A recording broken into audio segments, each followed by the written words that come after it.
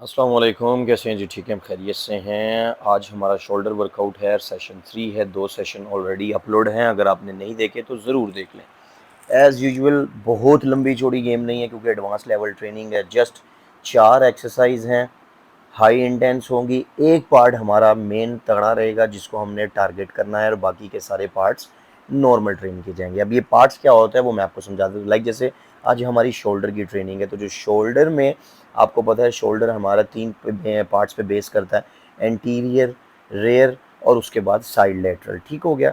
आज जो हमारा मेन फोकस है वो है हमारे रेयर डेल्ट पे। किस पर है जी? हमारे रेयर डेल्ट पे आज हमारा फोकस है, जिसमें मैंने पहला सेट ऑलरेडी आपके सामने कर दिया। मजीद अब 4 सेट जो हैं वो किए जाएंगे क्योंकि डेफिनेटली 5 सेट थे। मैं सबकी वीडियोस लगाता तो फिर वो बड़ा मुश्किल हो जाना था और फिर आपको देखने में भी मज़ा नहीं आना था। इसलिए मैंने थोड़े थोड़े अपनी तरफ से कोशिश की है कि मैं इनकी वीडियोस को जो है वो शूट कर सकूं।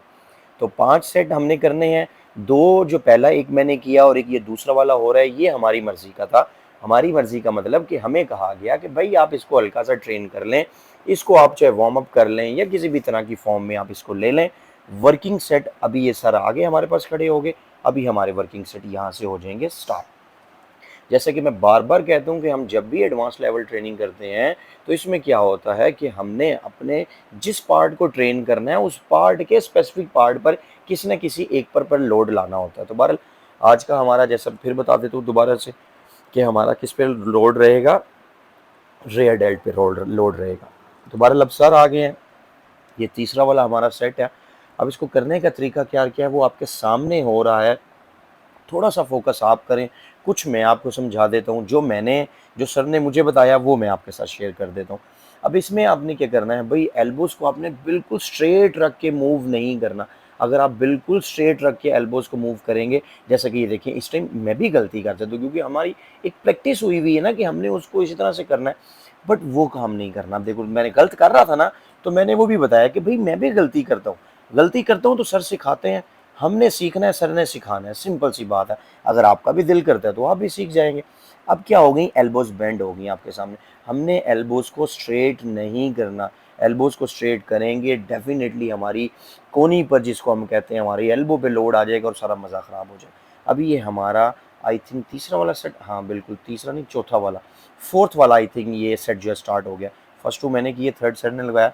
अब ये रमज़ान आ गया तो हाँ बिल्कुल ये फोर्थ सेट स्टार्ट हो गया। अब देखो, अब आप देख रहे हैं मेरी एल्बोज बेंड हो गई हैं, पहले से बहुत बेहतर है। लास्ट जो मैंने वाला सेट किया उसमें मैंने मिस्टेक की, बट इस दफ़ा मैंने उसको करेक्ट कर लिया। तो भाई इसी तरह से आपने अपनी एल्बोज को स्ट्रेट नहीं होने देना, एल्बोज को थोड़ा सा बेंड रखना, और जितना आप अपने रेयर डेल्ट पे लोड ला सकते हैं, रेयर डेल्ट को आप स्क्वीज़ कर सकते हैं, उतना उसे स्क्वीज़ करें, देन उसे स्ट्रेच करें, स्क्वीज़ करें, स्ट्रेच करें, ऑलमोस्ट 15 टू 12 रैप्स। और जब आपकी लास्ट पे जाके पी बोल जाएगी तो भाई 8 भी रैप्स बहुत है। Reps doesn't matter, weight doesn't matter, matter क्या करता है कि आपका मसल फटीग कहाँ पे हुआ है। हमारा मेन टारगेट है कि मसल को फटीग करना। अब देखें जैसे चौथा सेट हुआ, डेफिनेटली 2 सर ने करवाए, हमारी भाई इतने में जो है वो अच्छी खासी बैंड बज गई है। तो आई थिंक अभी ये हमारा लास्ट वाला सेट है, और अगर लास्ट ना हो जाए तो पता लग ही जाएगा, फिर उस तो बाद आखिरी वाला होएगा।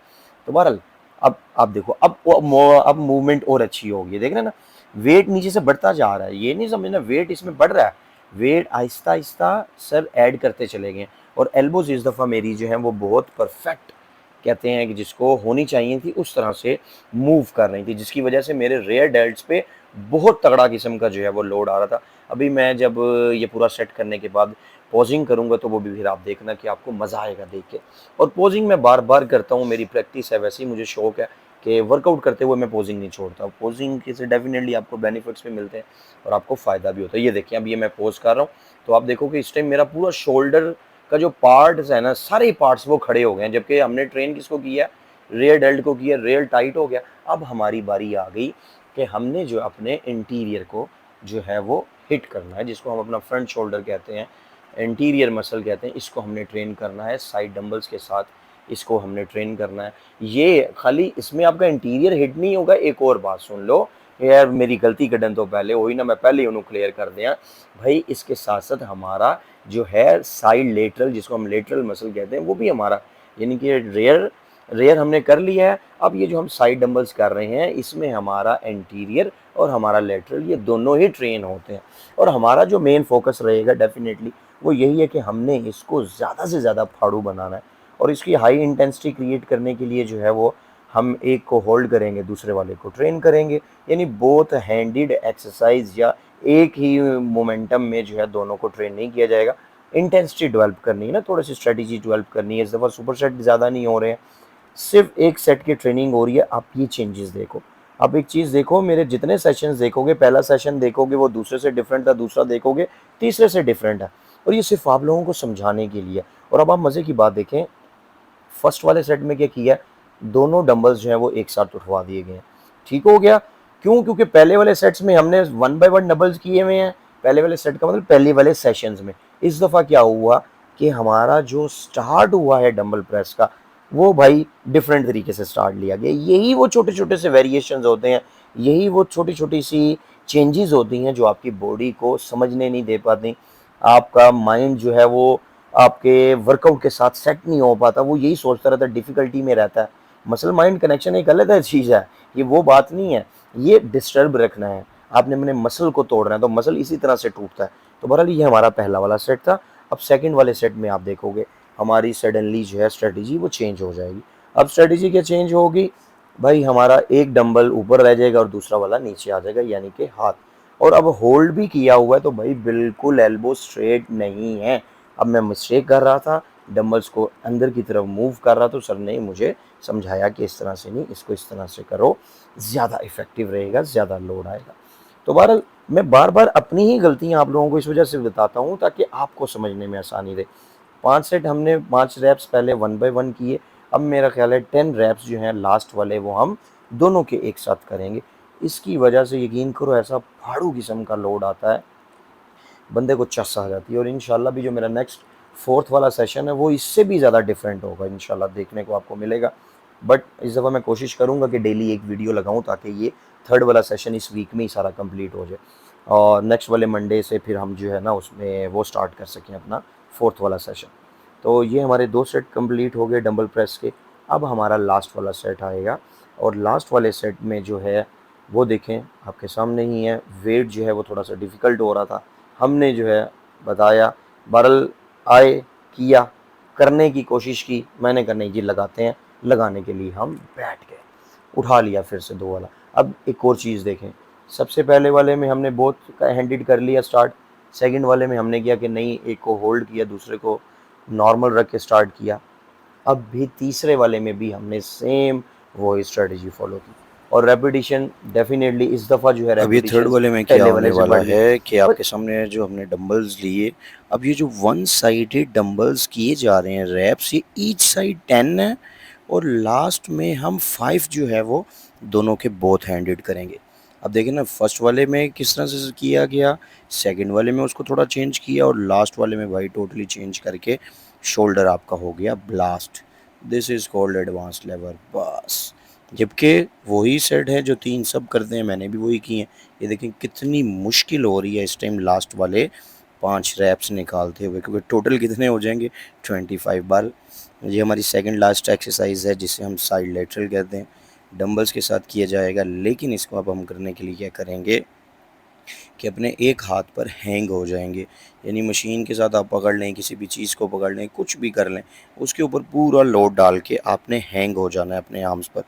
بٹ جو مین فوکس کرنے والی چیز ہے, جو سب سے زیادہ امپورٹنٹ تھنگ ہے, وہ کیا ہے میرے بھائی, وہ آپ نے یہ دیکھنا ہے کہ جو آپ کی ایلبو ہے یہ اسٹریٹ نہ ہو. ایک چیز دوسری, آپ اپنے بازو کے زور پہ نہیں اٹھانا بھائی. یہ دیکھو موڈا, ਇਹਨੂੰ ਤੁਸੀਂ ਇਸ ਤਰ੍ਹਾਂ ਸਮਝ ਲਓ, ਇਹਦੀ ਮਿਸਾਲ ਇਸ ਤਰ੍ਹਾਂ ਲੈ ਲਓ, ਕਿਸੇ ਨੇ ਤੁਹਾਨੂੰ ਕਿਹਾ ਭਰਾਵਾ ਇਹ ਕੰਮ ਕਰਨਾ, ਤੁਸੀਂ ਅੱਗੋਂ ਉਹਨੂੰ ਮੋਢੇ ਲਾ ਕੇ ਕਹੋ ਨਾ ਨਾ ਨਾ, ਯਾਨੀ ਸਿਰਫ ਮੋਢਿਆਂ ਦੀ ਜ਼ੁਬਾਨ ਦੇ ਵਿੱਚ ਨਾ ਨਾ والا, کہ اس سے آپ کے صرف شولڈرز موو کرنے چاہیے, آرمز آپ کے موو نہیں کرنے.